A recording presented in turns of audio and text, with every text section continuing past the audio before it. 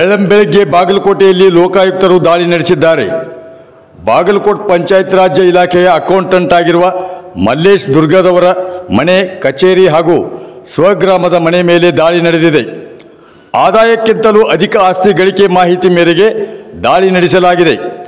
ಬಾಗಲಕೋಟೆ ಹಳೆ ವೀರಾಪುರ ರಸ್ತೆಯಲ್ಲಿರುವ ಮನೆ, ಮಲ್ಲೇಶ್ ಅವರ ಸ್ವಗ್ರಾಮ ತಳ್ಳಿಕೇರಿ ಮನೆ ಸೇರಿ 3 ಕಡೆ ಏಕಕಾಲಕ್ಕೆ ದಾಳಿ ನಡೆಸಲಾಗಿದೆ.